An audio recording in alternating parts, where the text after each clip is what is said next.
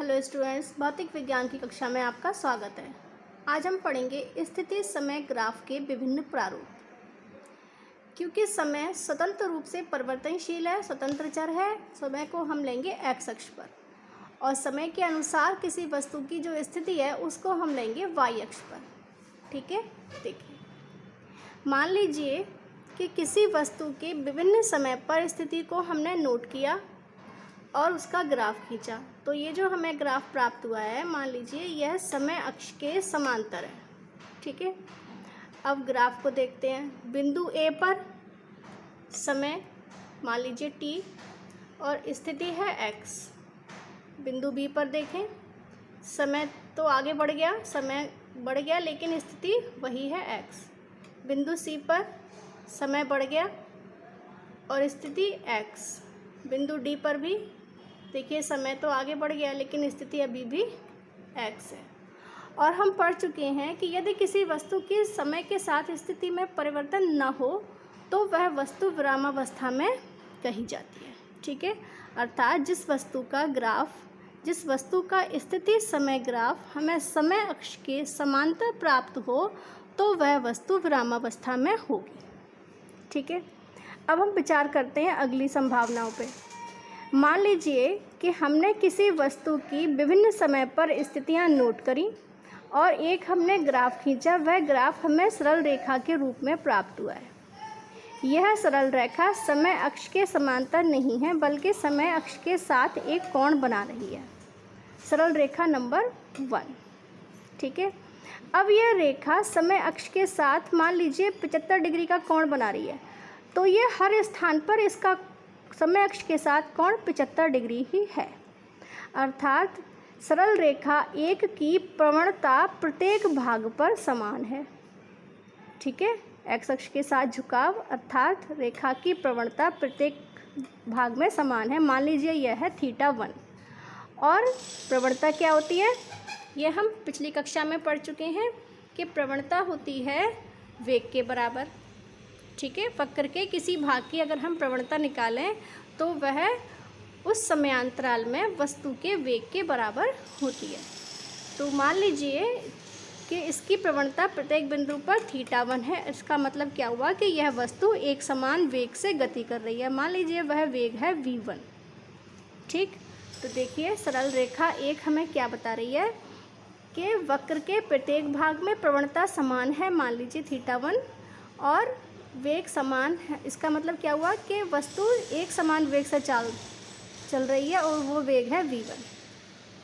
इसी प्रकार मान लीजिए कोई दूसरी वस्तु है, उस वस्तु का अगर हम विभिन्न समय पर स्थितियां नोट करके ग्राफ खींचे और हमें वह रेखा नंबर 2 के रूप में प्राप्त हो, तो सरल रेखा x अक्ष के साथ कोई कोण बना रही है। प्रत्येक भाग में कोण का मान समान रहेगा, अर्थात रेखा का x अक्ष के साथ झुकाव प्रत्येक बिंदु पर समान है, अर्थात इसकी प्रवणता θ2 समान है।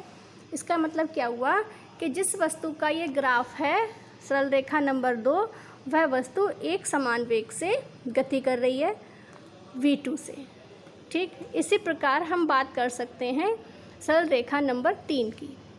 सरल रेखा नंबर 3 एक ऐसी वस्तु का स्थिति समय ग्राफ है जो वस्तु एक समान चाल से चल रही है और उसका वेग है v3 और प्रवणता है इसकी θ3। अब देखिए ये तीनों ही